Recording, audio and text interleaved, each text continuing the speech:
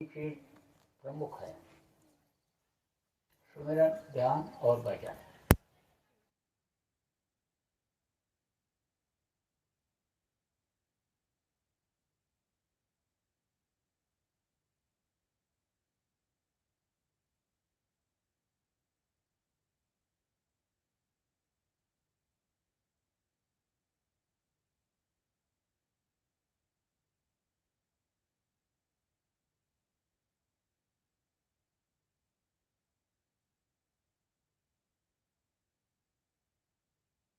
श्रद्धा के लिए तो उसमें लिखते हो प्रार्थना पत्र, आपसे प्रार्थना है।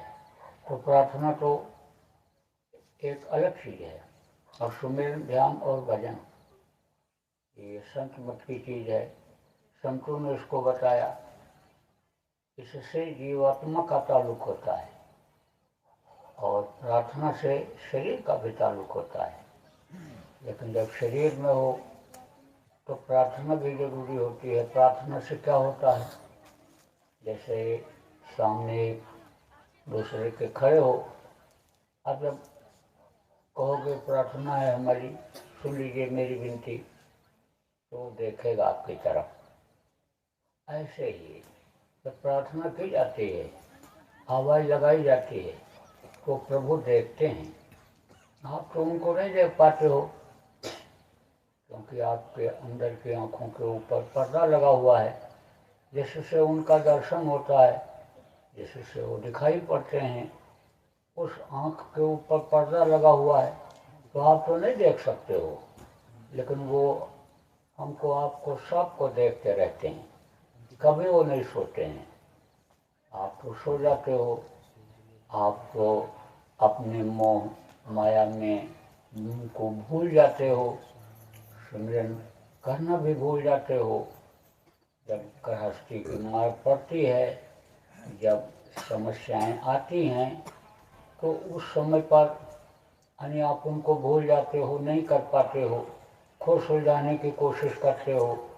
लेकिन अगर उन्हीं पर डाल दो, उनको बराबर याद करते रहो, तो समस्याएं सुलझ भी जाती हैं, सूली का कांटा बन जाता है। तो आप तो उनको भूल सकते हो, लेकिन वो आपको नहीं भूलने वाले, बराबर याद करते रहते हैं। अब प्रार्थना सब लोगों को, जितने भी सत्संगी हो, आप नामदानी या नामदान लेने के लिए आ जाए हो, आप सब लोगों को प्रार्थना याद होनी चाहिए। कौन सी प्रार्थना? विरह की प्रार्थना, तड़प की प्रार्थना। विरह तड़प किसको कहते हैं? मालिक से मिलने की याद, मालिक से मिलने की दया मांगना, मालिक से कृपा मांगना, ये होती है विरह की प्रार्थना। मैं विरहीन अन्य तड़पूं, अनेक तड़प पैदा होती है जब, तब उसकी दया का इजहार होता है। दया तो बराबर मिलती रहती है।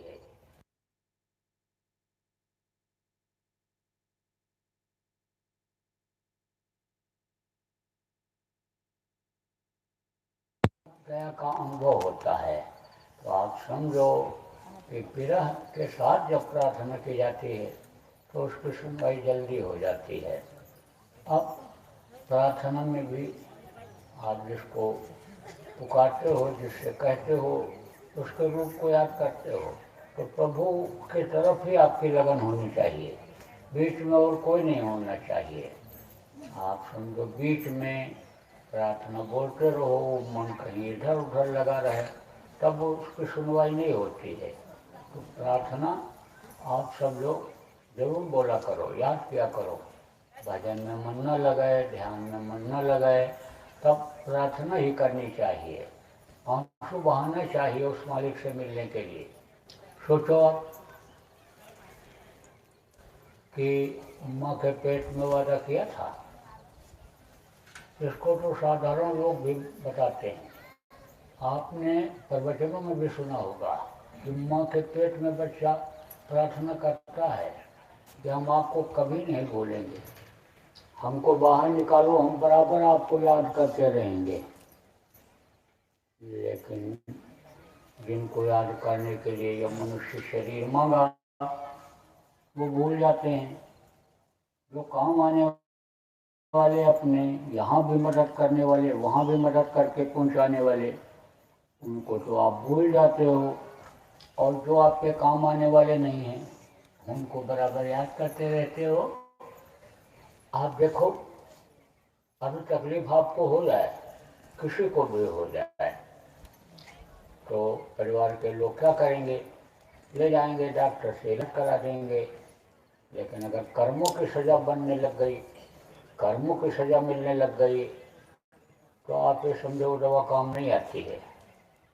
किसी को जुकाम हो जाए, ठंडी लग जाए, किसी की लैट्रिन ढीली पड़ जाए, खाने पीने में बदपरहेजी हो जाए, तो उसको तो दवा से आप ठीक कर लेते हो। लेकिन जो कर्म बना लेते हो पुत्र परिवार के लिए, अपने शरीर के लिए, जो कर्म आप बना लेते हो सुख सुविधा के लिए, आराम के लिए, बुरे कर्म शरीर से कर डालते हो, आप ये समझो कि उसकी सज़ा तो मिलती ही मिलती है। उस सज़ा को कोई काट नहीं सकता है, सिवाय गुरु के, सदगुरु के कोई काट नहीं सकता है। उस सज़ा से कोई बचा नहीं सकता है। देखो, मौत के समय कितनी पीड़ा होती है, बहुत दर्द होता है, हड्डी हड्डी उस समय चटकती है, कुछ नहीं भाता है, छटपट करता है। बहुत समझने वाला आदमी, अब जिनके लिए सब कुछ करता रहा, पुत्र परिवार के लिए, मित्रों के लिए, रिश्तेदारों के लिए, भाई बिरादरी समाज के लोगों के लिए सब खड़े रहते हैं, लेकिन मदद नहीं कर सकते हैं। तो आप इस बात को समझो, मदद कौन करता है? गुरु करते हैं। जब समर्थ गुरु मिल जाते हैं तो मदद करते हैं। तो प्रार्थना हो, याद की जाए और प्रार्थना किया जाए, तो बीच में और किसी को न रखा जाए। उतनी देर के लिए बस उन्हीं को याद किया जाए जिनकी प्रार्थना की जाए। आप ये समझो प्रेमियों, मेरे प्यारे गुरु दातार ममता द्वारे खड़ा, जब बोला जाए तो गुरु की प्रार्थना की जाए तो गुरु ही याद रहे बीच में, और कोई ना हो उतनी देर के लिए। बाकी लोगों को बोलो। देखो, आदमी का ये भूल और भ्रम है कि मैं करता हूँ, करने वाला तो दूसरा है, मालिक है वो। आदमी रहता है, चला जाता है, सृष्टि चलती रहती है, सोच आदमी की ये रहती है कि मैं कर रहा हूँ, मैं कर रहा हूँ। आदमी कुछ नहीं करता है। और अगर इसमें भजन में समय देने लग जाए तो यही आसान हो जाता है। भजन करने वाले का दिल, दिमाग, बुद्धि ये सब तेज हो जाती है। आप ये समझो कि शरीर में जब आयतें उतरती हैं ऊपर से, जब शक्ति आती है उस मालिक की, तब शरीर में भी समझो एक आकर्षण पैदा होता है, एक तेज पैदा हो जाता है। और आवाज़ों में, वाणी में आप ये समझ लो कि एक प्रभाव आ जाता है। तो साधक कहीं भी चला जाए, किसी से कोई भी बात कहे तो उसका असर पड़ जाता है। ऐसे ही समझो कि फायदा हर तरफ से होता है। तो प्रार्थना आप सब लोगों को याद करके और बोलनी चाहिए। एक तरह से जैसे कहते भूमिका बना दो, जैसे कहते प्लेटफॉर्म तैयार कर दो, जैसे कहते हैं कि साफ सुथरा जगह बना करके भजन करने के लायक बना दो। ऐसे ही ध्यान और भजन का एक तरह से ये प्लेटफॉर्म है, ये आपका समझो प्रार्थना। तो प्रार्थना और सुमिरन, सुमिरन किसको कहते हैं? गुरु द्वारा बताए गए नामों को और उनके रूप को याद करना, यह सुमिरन कहलाता है। आप देखो, जब सुमिरन और जाप ये दोनों अलग अलग चीज़ है। जाप किसको कहते हैं? जैसे बहुत से लोग माला ले करके और जिनका पूजा करते हैं, जिनको भगवान मानते हैं, उनका नाम माला पर जपते हैं। जैसे बहुत से लोग राम राम राम राम राम जपते हैं, बहुत से लोग हरे कृष्ण जपते हैं, बहुत से शिव शिव शिव जपते हैं, तरह तरह से जिसको जैसे गुरु मिल जाएं, जितने जानकार मिल जाएं और बता दें, उसी अनुसार वो जपने लगता है। लेकिन जपने में यानी ध्यान लोगों का बट जाता है, क्योंकि आँखें खोल करके करते हैं, आँखों के सामने आदमी अपना कोई नुकसान होता नहीं देख पाता है। मान लो कोई चीज़ खाने पीने वाली चीज़ रखी है और कोई जानवर आ गया उसको खाने लग गया, या कोई भी नुकसान सामने आँखों के होने लग गया, तो आदमी बर्दाश्त नहीं कर पाता है, फिर उसको छोड़ देता है, फिर उसको डांट फटकार कर देता है, और फिर वो ध्यान अन्य समझो उधर नहीं लगता है कि जिनका सुमिरन किया जाता है, जाप किया जाता है। इसलिए संत मत में एकांत बनाने के लिए कहा जाता है कि भाई उस वक्त तक आप इधर उधर मत देखो, किसी को मत देखो, बस उसी को देखो कि जिनको आप याद कर रहे हो, जिनका सुमिरन कर रहे हो, उन्हीं के रूप को देखो। तो रूप और नाम ये दोनों इसीलिए संत बताते हैं कि जिनके नाम को लो, उनके रूप को आप याद करो। तो बराबर नाम और रूप, आप जितने भी नामदानी हो, आपको याद होना चाहिए। अगर नाम और रूप याद नहीं होगा तो सुमिरन आपका पकेगा नहीं। पकेगा का मतलब क्या होता है? जैसे कोई फल पक जाता है, खाने लायक हो जाता है, जैसे अनाज पक जाता है, खाने के लायक हो जाता है, काम के लायक चीज़ हो जाती है। तो जब पक जाता है तब यानी समझो उसके काम आ जाता है। तो अब आप ये समझो प्रेमियों कि सुमिरन में धनी कब खुश होते हैं? कि जब उनके नाम को लेते हैं, उनके रूप को भी याद करते हैं, और रूप को जब याद करते हैं तब यानी वो उधर से देखते हैं। जैसे कोई दोस्त घर में किसी के आ जाता है, रिश्तेदार आ जाता है, तो कहता भाई आपकी बड़ी याद आ रही थी, तब मैं आपसे मिलने चला आया। तो वो भी कहता है भाई याद तो मुझे भी आ रही थी, लगातार कई दिनों से मुझे भी याद आ रही थी। तो जीवात्माएँ तो सब की एक जैसी हैं, तार तो अंदर से जुड़ा हुआ है, इस चीज़ का आपको पता नहीं है, तो वो तार तार से जुड़ जाता है, वो वहाँ पहुँच जाता है, याद जिसको कहते हैं।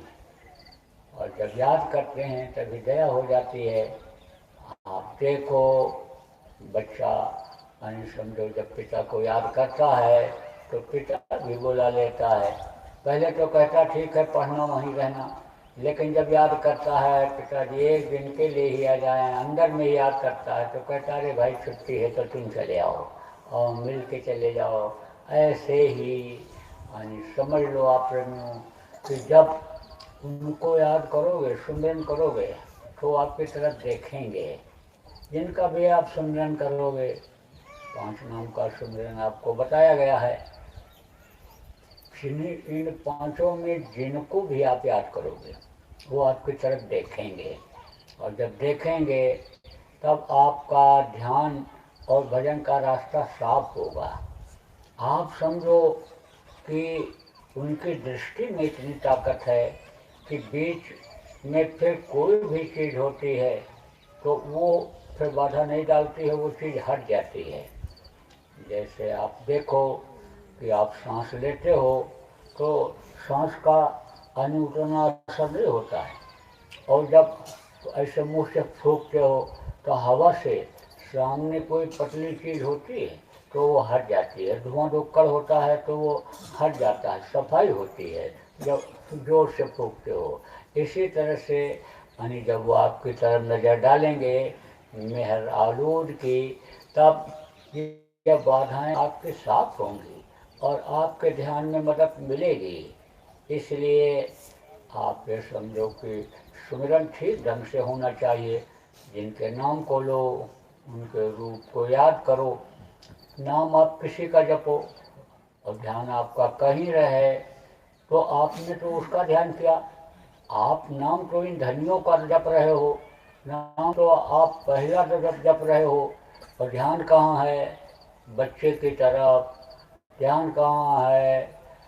परिवार के अन्य लोगों की तरफ ध्यान कहाँ है? खाने की तरफ ध्यान कहाँ है? यानी घूमने की तरफ। तो समझो उनका ध्यान कहाँ लगा? ध्यान तो आप कर रहे हो, यानी लेकिन यानी ध्यान है आपका कहाँ? इधर उधर तो नहीं है, बैठे तो हो लेकिन ध्यान दूसरी तरफ चला गया। तो भाई, एक म्यान में दो तलवार नहीं रह सकती है, यानी समझ लो कि तलवार रखने वाली जगह होती है, इसको म्यान कहते हैं।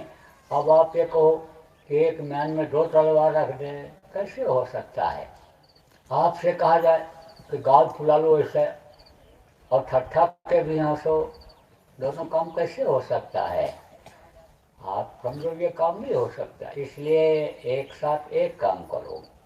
इसीलिए कहा गया कि भाई 24 घंटे में से 22 घंटा आप जिस काम को करने में लगे हुए हो, गृहस्थी का काम, अपने शरीर का काम, शरीर के लिए काम, परिवार के लिए काम, जो भी आप करने में लगे हुए हो उसमें लगो, कोई दिक्कत नहीं है।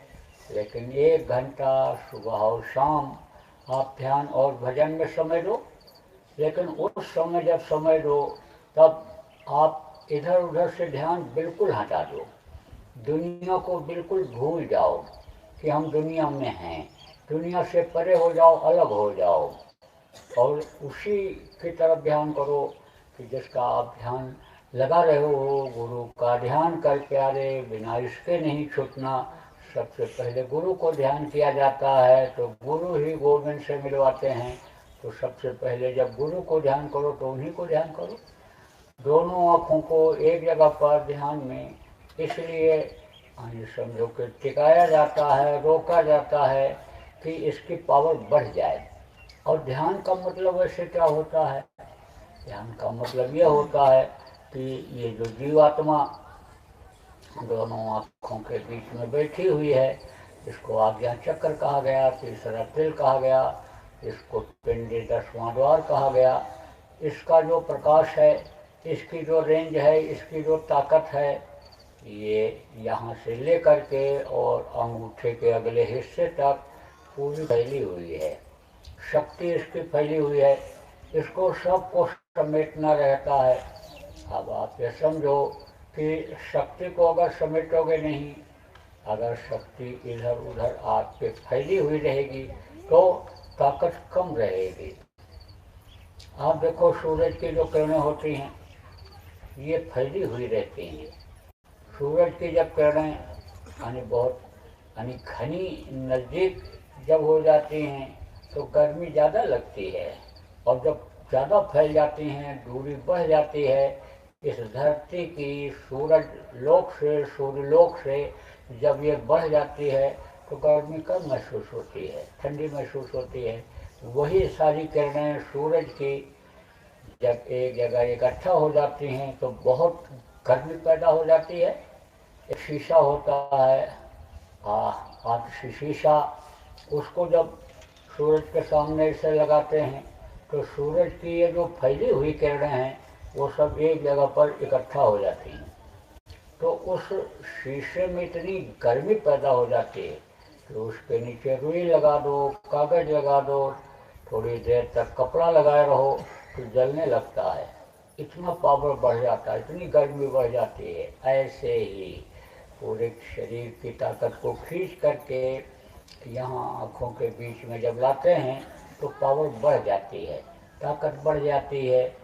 आप सोचो कि अगर मन आप उधर ले गए, किधर ले गए, खाने की तरफ, देखने की तरफ, आप समझो अन्य इंद्रियों के भोग की तरफ, पैर को चलाने की तरफ, जब हम भी अभी चल कर जाएंगे, अभी हम हाथ से ये काम करेंगे, अभी हम मुंह से ये बोल करके चाय काफ़ी मंगाएंगे, खाएंगे, घूमेंगे।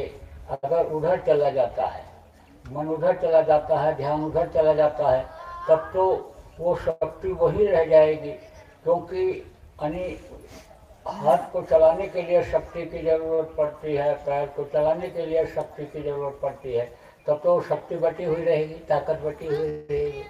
इसलिए भूलना पड़ता है, शरीर को भूलना पड़ता है।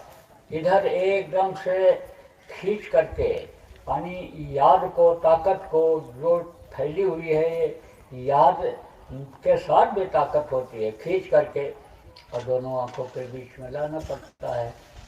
आप समझो जब ताकत बढ़ जाती है, तब गर्मी जब बढ़ जाती है तो आप देखो यानी दूध गर्म हो जाता है, चावल पक जाता है, रोटी पक जाती है, और वही यानी गर्मी कम कर दो, गैस में जलता है उसी को कम कर दो तो ताकत कम हो जाती है। अब आप समझो कि बहुत कम गैस जलाओगे तो हल्का हल्का हाथ सिकेगा, ऐसे उसके ऊपर ऐसे हाथ रख भी सकते हो, और उसी को तेज कर दो तो हाथ जलने लगेगा। कोई भी चीज़ है जब वो जल्दी उसकी सफाई नहीं होती है, जंग लगा हुआ है, नहीं छोड़ता है, तो उसको गर्म कर देते हैं और गर्म करके उसको पीट देते हैं। ऐसे ही जो कर्म जमा हैं जान अनजान के, चाहे वो अच्छे कर्म हों चाहे वो बुरे कर्म हों, जो जमा हैं वो जब शरीर की शक्ति को खींचते हैं, जब उसकी ताकत बढ़ती है, तब वो कर्म हटते हैं। आप देखो कि ये जो दोनों कर्म हैं, पाप और पुण्य, यह दोनों बाधक हैं, ये आत्मा के कल्याण में दोनों बाधक हैं। इसीलिए यानी समझो निष्कर्म बनना पड़ता है। जितने भी कर्म हैं, पाप हो पुण्य हो, सबको जलाना पड़ता है।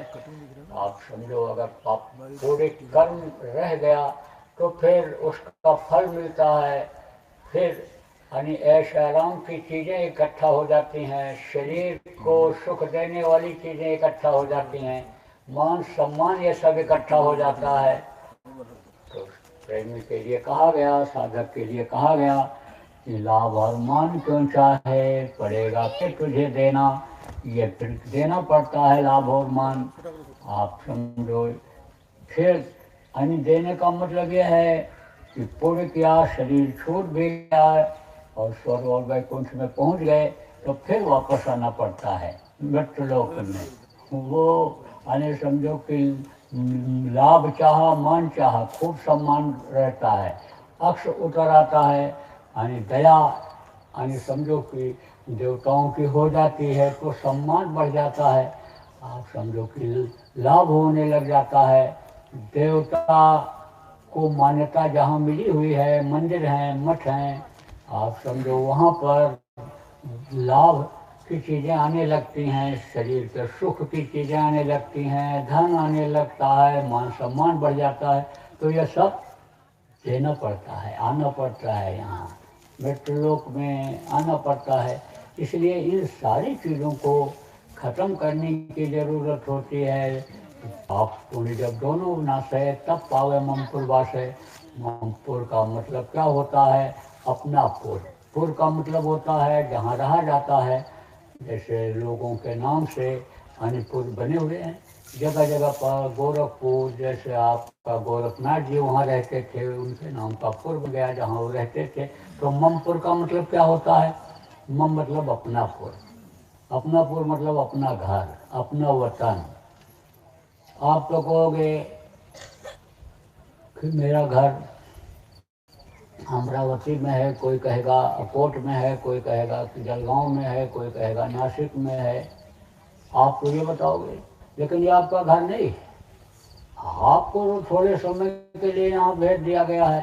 आपका तो एक तरह से ठिकाना है कि जैसे जाते हो नौकरी करने के लिए, कुछ दिन के लिए शहर में रहते हो किराए के मकान में, उसी तरह से आपको ये दिया गया है। इस किराए के मकान के लिए ये मकान दिया गया। कौन से किराए के मकान के लिए? ये शरीर किराए के मकान की तरफ से है, इसका मालिक कोई और है, जब चाहेगा इसको खाली करा लेगा।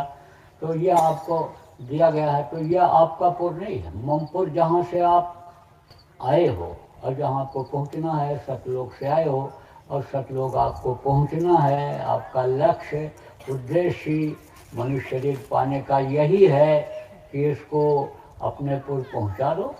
तो आप ये समझो कि ध्यान का मतलब यही होता है कि पूरी शक्ति को खींच कर लाओ दोनों आँखों के बीच में, ताकत को बढ़ाओ और जो कर्म जमा है उनको हटाओ, अंधकार से प्रकाश की तरफ ले जाओ। तो जब आँख बंद करते हो अंधेरा हो जाता है, लेकिन यह अंधेरा जब छूटेगा तब उजाला आ जाएगा। अंधेरा जब तक नहीं खत्म होता है तब तक उजाला नहीं आता है। देखो थोड़ी देर का अंधेरा था, अंधेरा हटा तो उजाला हो गया। अभी देखो सूरज निकल आएगा तब आप समझो कि और तेज रोशनी हो जाएगी, उजाला और ज़्यादा हो जाएगा। ऐसे ही जैसे अभी हल्का उजाला है, ऐसे ही यानी समझो थोड़ी देर के बाद और ज़्यादा उजाला होगा, दोपहर में बहुत तेज उजाला हो जाएगा। इसी तरह से यानी उजाले में ही आप चलते चले जाओगे। पहले आपको जैसे समझो दीपक का उजाला होता है, उसके बाद जैसे सूरज निकलने का उजाला होता है, जैसे आप देखो चंद्रमा का उजाला होता है, जैसे आप देखो दिन में सूरज का उजाला होता है, फिर करोड़ों सूरज का उजाला होता है।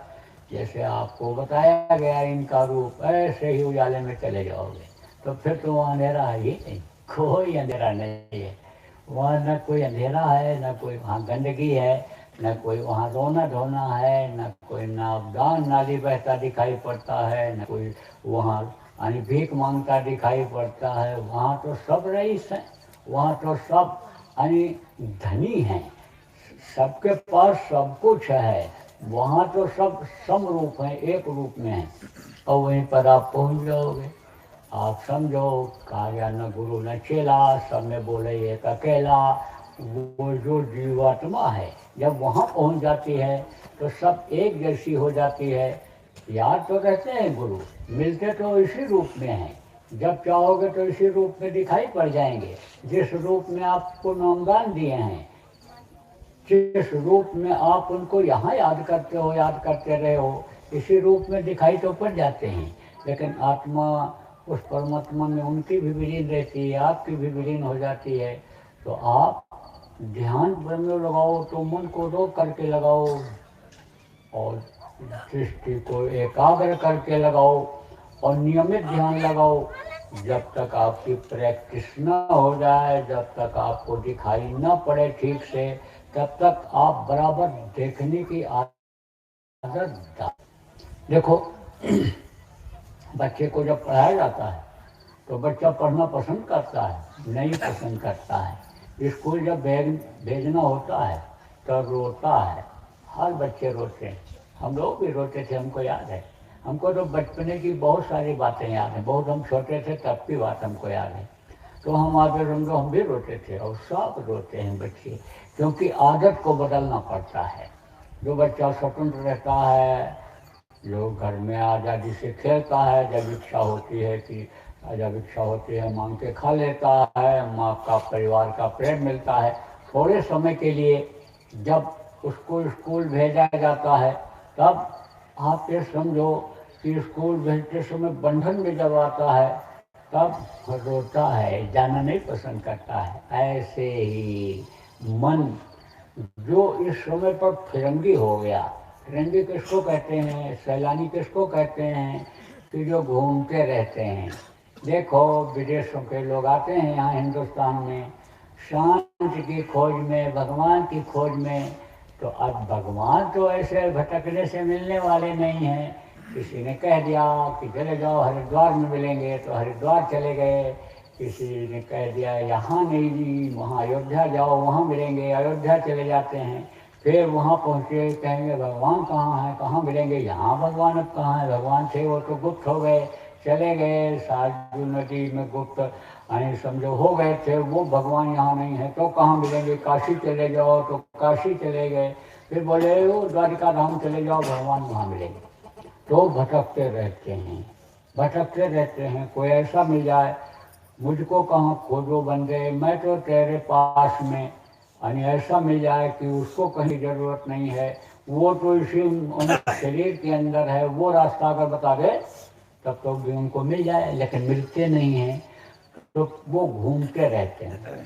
तो जो घूमते रहते हैं, जिनको टूरिस्ट कहते हैं, उनको सैलानी भी कहा जाता है। अलग अलग भाषा अपने अपने क्षेत्रों की होती है। हिंदी है, जैसे आपके यहाँ मराठी है, मराठी में भी कुछ ऐसी चीज़ें हैं कि जिनको अलग बोलते हैं।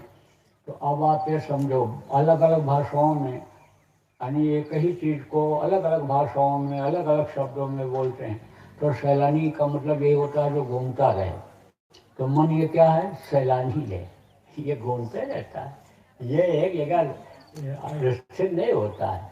अब इसको जब रोकोगे तो तकलीफ तो होगी, ये तो बेचैनी पैदा करेगा। ये तो कहेगा उठ जाओ, गर्मी लग रही है, ठंडी लग रही है, अरे चलो भूख लगी है, चलो खाओ घूमो, ये तो घुमाएगा। लेकिन धीरे धीरे बच्चे को जैसे प्यार के साथ यानी ले जाते हैं, आप समझो गोदी में भी उठा लेते हैं, उंगली पकड़ करके स्कूल ले जाते हैं, उसको कुछ टॉफी मिठाई भी खिला देते हैं, अच्छी चीज भी रख देते हैं कि तब जब तुम्हारा इंट्रोल होगा तब खा लेना। इसी तरह से यानी मन को भी समझो कि धीरे धीरे मनाना पड़ता है, धीरे धीरे ये मान जाता है। लेकिन आप ये समझो कि ये सोचो कि मन रुकेगा ही नहीं, ऐसा कुछ नहीं है, रुकता है। समझा करके, इसको मना करके, डांट फटकार लगा करके, ताड़ना दे करके इसको। देखो, सत्संग क्यों सुनते हैं? सत्संग में हर तरह की बातें आ जाती हैं, नरम बातें भी आती हैं, गर्म बातें भी आती हैं, तीखी बातें भी आती हैं, और उसकी चोट पड़ती है। किस पर पड़ती है? मन के ऊपर पड़ती है। आप इन बातों को सुन रहे हो तो मन को लगा के ही तो सुन रहे हो। आपका मन अगर कहीं और होगा तो फिर कुछ नहीं सुन पा रहे होगे। तो मन लगा करके ही कोई काम किया जाता है। और कहीं भी जाते हैं, पढ़ने के लिए जाते हैं तो मन लगा करके पढ़ते हैं। कोई भी काम करते हैं, नौकरी का हो चाहे व्यापार का हो, तो उतनी देर तो मन उसमें लगाने पड़ता है। ऐसे सत्संग में जब आते हैं तो मन कुछ न कुछ तो लगता ही लगता है। तो मन के ऊपर जो है वो ठोकर लगती है। इसीलिए कहा गया सत्संग बराबर सुनते रहना चाहिए। सत्संग, सेवा और भजन। सेवा से भी कर्म करते हैं, सेवा भी करते रहना चाहिए। तन की सेवा बहुत बड़ी सेवा होती है, शरीर की सेवा बहुत बड़ी सेवा होती है। देखो प्रेमियों, पाप ज़्यादातर किससे होता है? शरीर से होता है। शरीर से सबसे ज़्यादा पाप होता है, और धन से फिर दूसरे नंबर पर होता है, और मन से तीसरे नंबर पर होता है। और मन का जो पाप है इस समय पर नहीं लगता है, वो माफ हो जाता है। मनसा पाप नहीं लगता है। मनसा वाचा, वाचा जो मुंह से यानी पाप किया जाता है, जैसे झूठ बोलना पाप है, गाली देना पाप है, कुछ बात को कह करके दिल दुखाना पाप है, यानी ये तो क्षमा की श्रेणी में है। लेकिन शरीर से जो पाप किया जाता है, आप समझो उसके लिए जब तक प्रायश्चित नहीं करते हैं, उसके लिए जब तक संकल्प नहीं बनाते हैं कि अब हमसे गलती हो गई, अब नहीं करेंगे, और फिर जब गुरु दयाल हो जाते हैं, प्रभु दयाल हो जाते हैं, तब शरीर का किए हुए का माफी होता है। और नहीं तो शरीर के कर्मों को भोगना पड़ता है। कोई आज तक कर्मों से बच नहीं पाया जो शरीर से पाप किया। धन से भी पाप करते हैं, तो आप ये समझो कि धन की यानी समझो कि क्षय होती है। शरीर से पाप करते हैं तो शरीर का क्षय होता है। आप समझो कि रोग हो जाता है, शरीर से यानी पाप की वजह से हो जाता है। कर्म ऐसे बन जाते हैं शरीर से कि यहाँ सजा, यहीं सजा मिलने लगती है। जीवात्मा को तो सजा शरीर छूटने के बाद मिलेगी, लेकिन शरीर को यहीं सजा मिलने लग जाती है जब शरीर से बुरे कर्म बन जाते हैं। आप देखो, बीमारी आ जाती है और लोग निकल पड़ते हैं सेवा के लिए, संगत की सेवा के लिए, प्रचार प्रसार, और ठीक होकर के आते हैं। जब पिचका गाल लेकर इधर से गए और 15 दिन 1 महीने के बाद उधर से आए, चेहरा लाल हो गया, गाल भर गया, तो घर वाले जल्दी पहचान नहीं पाते हैं। अब कहते हैं पिताजी जाओ, बच्चे कहते हैं जाओ जाओ, स्वास्थ्य आपका ठीक रहता है। यहाँ तो हम रोज दवा खिलाते थे आपको, खांसी खुदा बराबर आती रहती थी, आप तो बिल्कुल ठीक लग रहे हो। आप इस बात को समझोगे कि ऐसे ही बोल रहे हैं, ऐसे नहीं बोल रहे हैं। हमारा 50 साल का अनुभव है इस चीज़ का। आप ये समझो, जब से नामदान लिया तब से इन चीज़ों को हमने देखा और करके भी देखा कि बुखार है और बुखार बढ़ रहा है, निकल पड़े, चले गए प्रचार में और बुखार पुखार सब हो गया खत्म, कुछ नहीं। लीवर की जब कमजोरी हो जाती है तब यानी बुखार बुखार और इन सबका होता है। और जब बाहर निकल गए तो जो मिला रूखा सूखा वही खाए, पेट साफ हो गया। जब चिकनाहट घर में खाए, चिकनाहट रही, तो बुखार का, खांसी खोदा का, जुकाम का चांस बढ़ गया। अब जब एक दरवाजे ने 10 दरवाजे पर यानी जाना पड़ा, तो कहीं नरम, कहीं गरम, कहीं उपवास, कहीं नहीं मिला, तो वो बैलेंस बराबर हो जाता है। तो शरीर से सेवा करने से कर्म करते हैं, शरीर स्वस्थ होता है।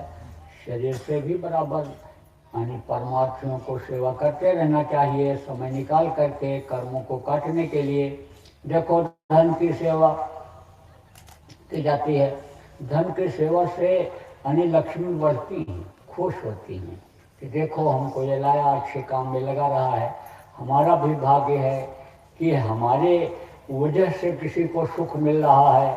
ईश्वर अंश जीव अविनाशी या परमात्मा की अंश जीवात्मा, ये यानी समझो कि जिसके अंदर है उस शरीर को आराम मिल रहा है, मेरी वजह से मिल रहा है, सुख मिल रहा है शरीर को, तो वो भी खुश होती हैं और वो फिर रुक जाती हैं। आप देखो, जो धन की सेवा करते रहते हैं, धन की कमी जल्दी उनको नहीं होती है। लेकिन कुछ लोग सत्संगी जो धन की इच्छा लेकर के ही गुरु महाराज के पास गए और उनको धन मिलने लग गया और उसमें धन बढ़ता चला गया। जो धन की कमाई हुई जब उसमें निकालने लग गए, यानी जैसे कहते हैं कि दशमांश गुरु का होता है, तो दशमांश जब निकालने लग गए, गुरु महाराज को देने लग गए, तो लक्ष्मी खुश होकर के, लक्ष्मी बढ़ती तो चली गई, लेकिन शरीर को सुख नहीं है। बढ़िया कोठी बन गई, कार बढ़िया मिल गई चलने के लिए, खाना बढ़िया, नाश्ता बढ़िया, बड़े आदमी हो गए, 10, 20, 100, 50 आदमी सलाम प्रणाम करने वाले हो गए। लेकिन रात को जब लौटते हैं तो नींद नहीं आती है, कहीं सिर में दर्द, तो कहीं घुटने में दर्द, तो कहीं पैर में दर्द, तो कहीं कुछ न कुछ, क्योंकि शरीर से यानी उल्टा सीधा करके धन कमाया। प्रारब्ध पर विश्वास और गुरु पर से विश्वास हट गया। वो बात भूल गए कि मेहनत और ईमानदारी की कमाई करनी है। मेहनत और ईमानदारी की कमाई करते तो इतनी न हो पाती जितनी यानी इनकी ख्वाहिश थी, इच्छा थी। तो जब इधर उधर उठा पटकी किया, तो अब आप ये समझो कि वो कर्म शरीर से किए तो शरीर के ऊपर आ जाता है। इसलिए शरीर की सेवा का भी समय निकालना चाहिए। देखो प्रभु, दशमांश गुरु का होता है, यह आज से नहीं बहुत पहले से लोग जानते हैं और बताते भी आ रहे हैं। तो दशमांश जब धन का होता है, कमाई का होता है, तो शरीर के समय का भी दशमांश होता है। आप ये समझो कि 10वां अंश यानी समझो कि 10 दिन में 1 दिन गुरु का भी होता है कि गुरु के नाम पर काम करो, परमार्थ करो, सेवा करो, ये भी होता है। इतना तो कम से कम होता है। और अगर शरीर रोगी है तो कहते हैं परहेज ज़्यादा करो, दवा का डोज बढ़ाओ, और अगर दुख है, तकलीफ है, तो और ज़्यादा समय निकालना चाहिए। आप समझो मन की सेवा, मनसा पाप नहीं लगता है, लेकिन मन ही खास है इस समय। मन शरीर का राजा बन गया है, और मन अगर साफ नहीं होगा, मन अगर अच्छे काम में नहीं लगेगा, तो कहाँ लगेगा? बुरे काम में लगेगा। मन का काम यही है कि कहीं ना कहीं लगना, कहीं ना कहीं जाना, कुछ न कुछ सोचते रहना, कुछ न कुछ चिंतन करते रहना, मन कहीं न कहीं जरूर लगा रहेगा। तो अब मन जब इस शरीर का राजा है और अच्छे काम में मन नहीं लगा तो बुरे काम की तरफ जब लगेगा तो शरीर को ले जाएगा, तो शरीर से कर्म खराब कराएगा। इसलिए अच्छा विचार होना चाहिए, अच्छा चिंतन करना चाहिए, मन को अच्छाई की तरफ ले जाना चाहिए, मन से सत्संग की बातों को याद करते रहना चाहिए, गुरु की बातों को याद करना चाहिए, गुरु के वचन को पकड़ना चाहिए। मन को अगर भजन की तरफ लगाए भी रहें, सेवा की तरफ, परमार्थ की तरफ लगाए भी रहें कि भाई जैसे मौका मिल जाएगा, हमारा ये खेत काटने को है, जैसे ये कट जाएगा तैसे हम सेवा में चले जाएंगे, तैसे अभी जैसे हमारा यह काम खत्म हो जाएगा, जानवर ये हमारे जैसे ही अभी खा लेंगे, पानी पी लेंगे, हम तुरंत भजन में बैठ जाएंगे, तो इधर उधर तो नहीं जाएगा। और जैसे ये जरूरी काम आपका गृहस्थी का पूरा हो जाएगा तो सेवा में लग तो जाओगे, भजन में बैठ तो जाओगे। इसलिए और मन अगर साथ मिल दिया तो बड़े बड़े पंडित जोर लगाया, नहीं भूत मन वश में आया, लाख करोड़ तदबीर प्यारे गुरु बिना। तो आप ये समझो कि बड़े बड़े लोग हार गए मन के चक्कर में। आप समझो कि अच्छे अच्छे गिर गए, जिनको अपने ऊपर एक तरह से अहंकार था कि मैं बहुत विद्वान हूँ, मैं बहुत बलवान हूँ और मेरे सामने कोई नहीं है, उनको भी मन ने परास्त कर दिया।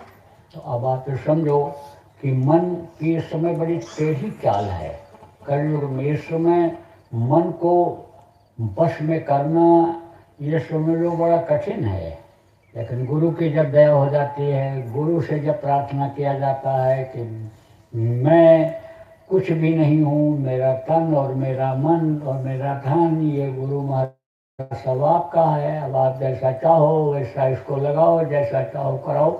जब समर्पण भाव आ जाता है तब गुरु हर तरह की ताकत दे देते हैं और हर तरह से हो जाता है, मन भी वश में हो जाता है, शरीर भी समझ लो कि साफ सुथरा रहता है, अंतरात्मा साफ सुथरी रहती है, शरीर को भी सुख रहता है, मन को भी शांति रहती है और धन की भी कमी नहीं होती है।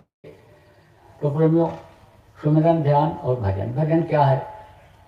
वो जो आयतें उतर रही हैं, जो इन ध्वनियों के मुंह से आवाज़ें आ रही हैं, वो है भजन। अभी आपको बैठाया गया, अब उन आवाज़ों को पकड़ना रहता है।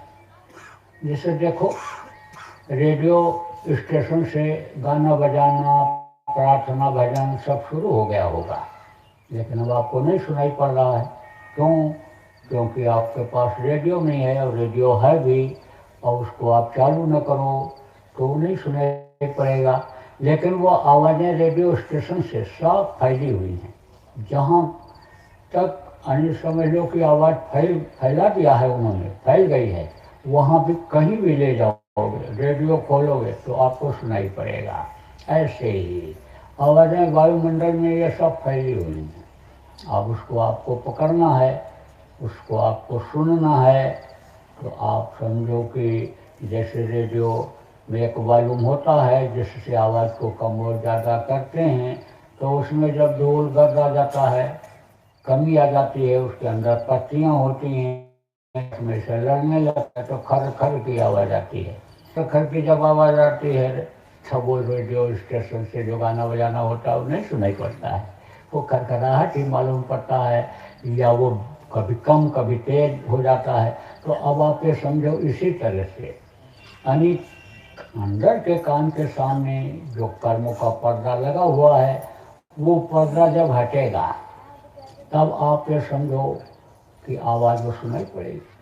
आवाज़ तो बराबर आ रही है, बराबर आ रही है, लेकिन आप देखो विशेष में ऐसे भी हो जो साधना करते हो, यही नहीं सुनने का अभ्यास हिंदुस्तान में ही नहीं विदेशों में भी लोग करते हैं। काफ़ी देशों में प्रेमी हैं, 32 देशों में तो प्रेमी अपने और गुरु महाराज के मिला के हैं ही, सब जगह फोटो लगवा दिया गया। गुरु महाराज का फोटो 32 देशों में पहुंच प्रेमियों। तो अब आप ये समझो कि 15-16 देशों में तो मैं ही गया, नामदान दिया, तो वहाँ भी प्रेमी हैं। तो जो अन्य साधना करते हैं उनको सुनाई पड़ता है, लेकिन एक रस नहीं हो पाता है। कभी कहते हैं सुनाई पड़ता है, तो कभी कहते हैं नहीं सुनाई पड़ता है, तो कभी कहते हैं मिलौनी आवाज़ सुनाई पड़ती है, तो कभी कहते हैं क्लियर आ गई, तरह तरह से। तो वो जो आवाज़ पकड़ी जाती है वो उसको पकड़ में नहीं आती है, बीच में समझो आती तो है, लेकिन बीच में वो पर्दा पड़ जाता है। कुछ इस शरीर से इस जन्म का पर्दा है और कुछ पीछे के भी पर्दे आ जाते हैं जो कर्म नहीं कर पाए थे और मनुष्य शरीर में कर्मों को काटने के लिए यहाँ भेज दिया गया। संस्कार अच्छे थे, संत के जीव रहे और उन्होंने दया कर दिया, सुपुर्द कर दिया मौजूदा संत के पास, उन्होंने दया किया और बुला लिया, तो वो भी कर्म आ जाते हैं। जब तक एकदम से सफाई नहीं होती है तब तक अन्य समझ लो कि आवाज़ साफ नहीं आती है, तो बीच बीच में आती रहती है। तो शिकायतें ऐसी होती हैं कि पहले सुनाई पड़ता था, अब नहीं सुनाई पड़ता है। तो जब न सुनाई पड़े तो और मेहनत करना चाहिए, ज़्यादा बैठना चाहिए, पर्दा की सफाई तेज़ी से करना चाहिए। जैसे चश्मा आप लगाते हो और चश्मे के ऊपर धूल जमा हो जाए तो धूल को आप साफ करोगे, नहीं साफ हुआ तो फिर साफ करते हो, बार बार साफ करते हो अगर आपको देखना है। तो इसी तरह से कान में मैल जमा हो जाती है तो उसकी सफाई की जाती है। ऐसे ही जो अंदर के कान, अंदर की आँख के सामने जो कर्मों की मैल जमा हो जाती है उसकी सफाई करनी पड़ती है। सफाई कैसे होती है? सफाई तरीके से ही होती है। जैसे घर की सफाई होती है, गाड़ी की सफाई होती है, जानवरों की सफाई होती है, कपड़े की सफाई होती है, शरीर की सफाई होती है, ऐसे सफाई होती है। तो सफाई भी तरीके से होती है। वो ये सारे तौर तरीके अन्य सत्संगों में मिल जाते हैं, सत्संगियों से मिल जाते हैं, साप्ताहिक सत्संग में मिल जाते हैं, पूछने पर मिल जाते हैं। कुछ ऐसे भी परमार्थी होते हैं, पूछ बैठते हैं, भाई ध्यान कर रहे हो नहीं कर रहे हो, भजन कर रहे हो नहीं कर रहे हो, सुमरन क्यों नहीं कर रहे हो, नाम याद है नहीं याद है, ऐसे भी हमें पूछ करके बताने लग जाते हैं बहुत से लोग।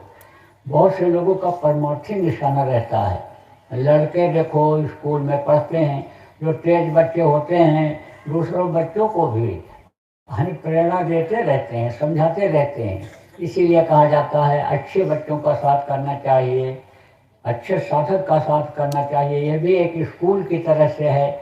आप ये समझो कि ये आध्यात्म विद्या का स्कूल है। इसमें जो तेज बच्चे हों, जिनकी साधना बनती हो, जिनके भाव अच्छे हों, जो पुराने हों, सत्संग जो बराबर सुनते रहे हों, सत्संग की बातों को मालूम हो, जिनको ऐसी बातें मालूम हो जो हमारे जीवन में सुखदायी हों, दुनिया बनाने में, दीन बनाने में मदद करें, उन बातों को सुनते रहना चाहिए, पूछते रहना चाहिए और बताते भी रहना चाहिए।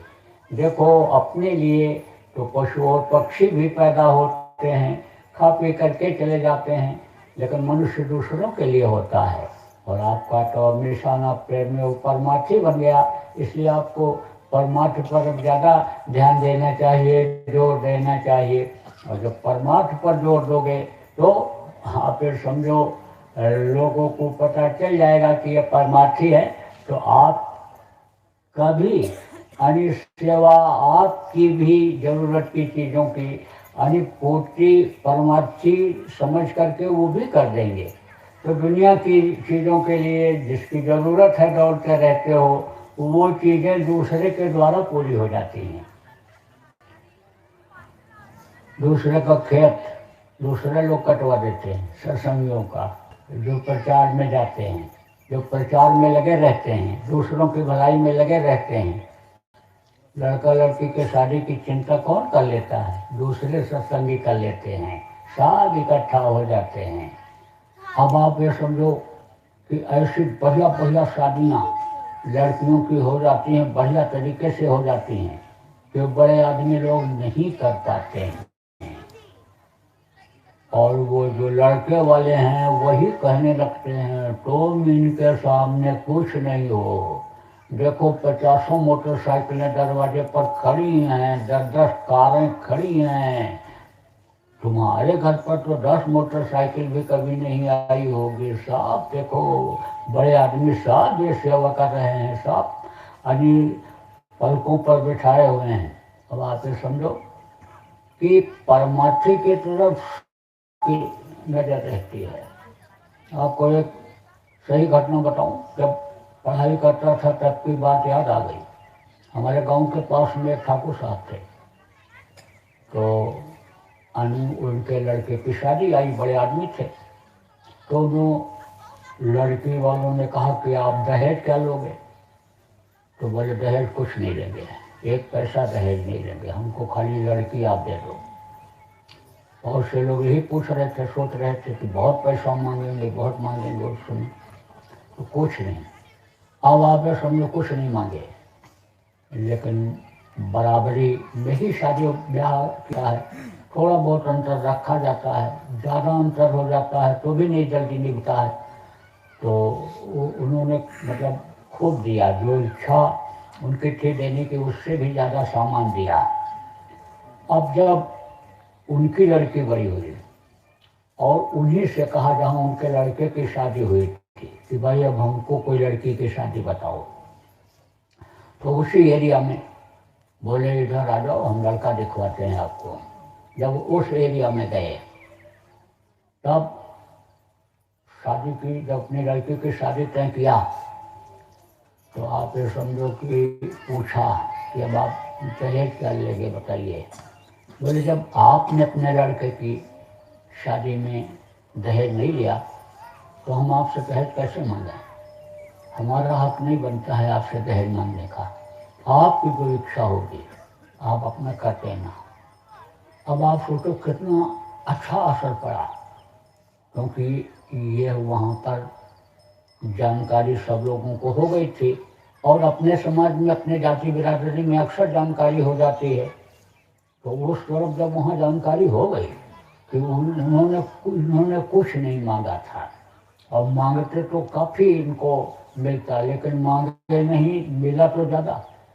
कहते ना प्रारब्ध में जो होता है वो मिलता है, प्रारब्ध से बाहर चीज नहीं मिलती है। और संतों के यहाँ तो प्रारब्ध से भी ज़्यादा मिल जाता है।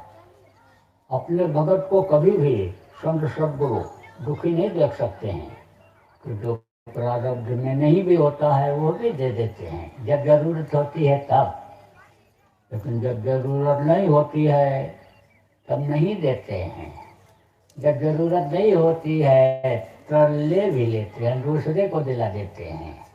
कैसे ये भी बता दें कि कहते हो जेब कट गया, ये चला गया, अब जेब में अगर होता तो उसको इधर उधर खर्च करते बगैर जरूरत का, बेकार की चीज़ों में उसको लगाते तो दूसरे को दे दिया।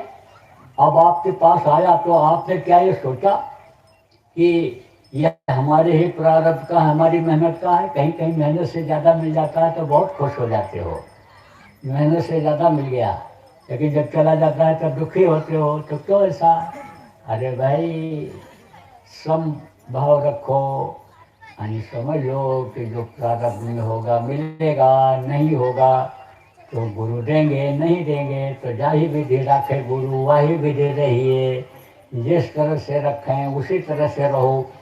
यानी आप ये समझो कि जब सेवा का भाव सेवक बनाता है, जब गुरु के आदेश का पालन करता है, तो सेवक सुख मेहमान भिखारी, व्यसनी धन्य सुगत व्यभिचारी। सेवक को तो सुख होते ही नहीं है, लेकिन दुखी भी रहेगा तो उसमें भी सुख का अनुभव करेगा।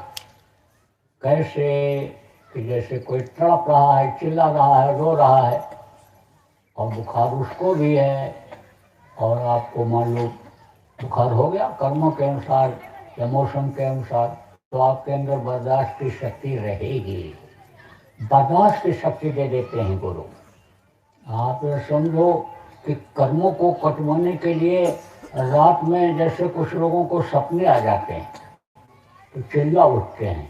अब समझ लो कि कहते हैं कि सपना आ गया, बहुत खराब सपना आया, आज गुरु महाराज ने अरे दया नहीं किया, देखो मैं कितना डर गया कि अरे समझो कि कोई मारने लगा आ गया, तो समझो कर्म कट गए, कर्म कट गए, लेना देना आधा हो गया, जिसने मारा समझो उसको भी हमने कभी मारा रहा होगा, तो बहुत बड़ी दया। लेकिन जब इन चीज़ों की जानकारी हो तब जानकारी नहीं हो पाती है तो प्रेमी भ्रम में पड़ जाते हैं, भूल में पड़ जाते हैं, संत मत को छोड़ देते हैं, संगत को छोड़ देते हैं और जरूरत भटक जाते हैं, तब और दुख झेलते हैं। अब इतने गंदे हो जाते हैं, इतना गंदा शरीर को, मन को बना लेते हैं, अंतःकरण को बना लेते हैं कि फिर हमें हिम्मत नहीं पड़ती है गुरु के सामने पढ़ने की, जाने की, तो बस हमें समझो कि नुकसान ही नुकसान जीवन का। तो प्रेमियों बहुत अच्छा रहा। और देखो आप लोग आए और पहले जब यहाँ आ गए तो कुछ सुनने को मिल गया, और नहीं तो 10 वर्ष तो हो ही गया। प्रेमी से प्रेमी मिले, गुरु भक्ति दृढ़ हो, प्रेमी खो जन्मे चला, प्रेमी मिला न खोए। गुरु की चर्चा जहाँ होती है वहाँ गुरु भक्ति ही बढ़ती है, गुरु से प्रेम बढ़ता है, लगाव बढ़ता है और गुरु की दया मिलती है। जब प्रेम बढ़ता है, लगाव बढ़ता है, जब याद करते हैं तो वो भी याद करते हैं। बहुत अच्छा रहा। सत्संग होगा 4 बजे से, शाम को 4 बजे से होगा। अभी तो प्रेमी सब तैयारी कर रहे हैं, धीरे धीरे आएंगे, दिन भर आते रहेंगे। शाम को 4 बजे से होगा, आप लोग तैयारी कर लेना और समय से थोड़ा पहले यहाँ से बैठ जाना। बोलो जय गुरुदेव,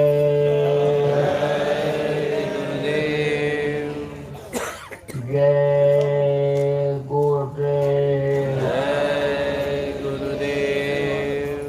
मेहर के नजर करो मेरी ओर, मेहर के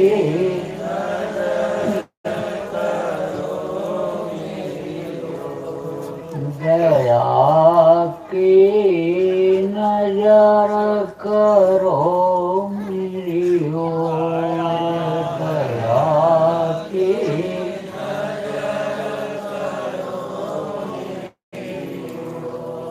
निश दिन तुम्हें निहारूं सतगुरु, निश दिन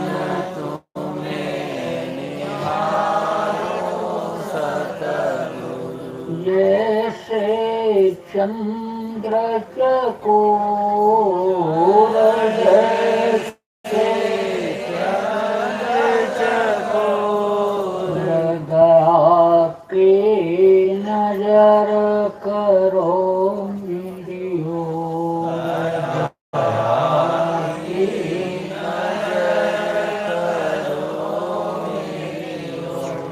जान कौन भूल हुए तन से,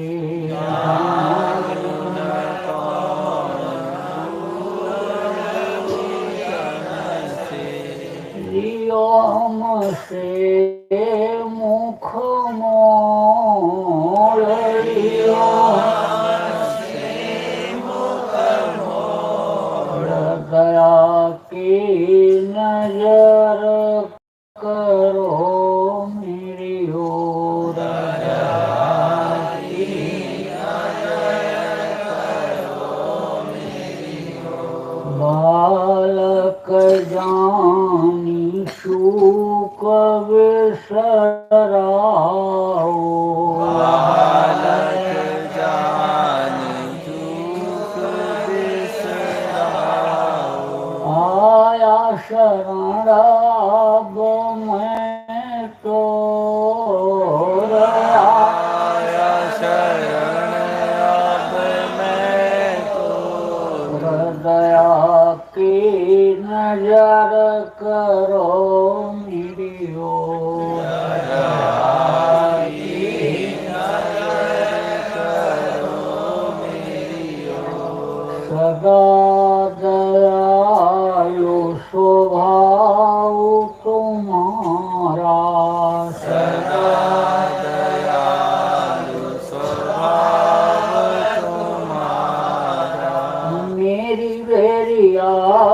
रस भयउ कठोर मेरी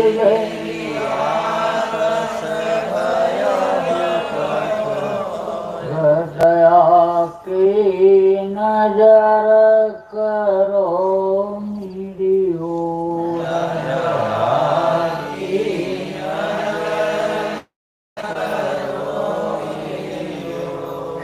शरणागत की लाज न राखो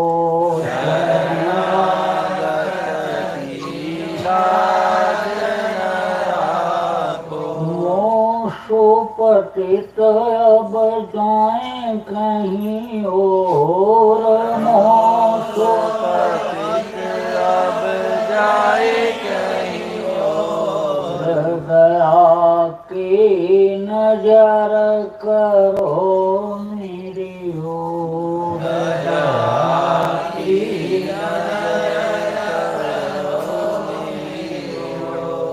अब की बार उबार ले जो अब की बार उबार ले जो किरण दरब पग यही मगो किरण दरब पग यही मगो हृदया की नजर करो मेरी ओर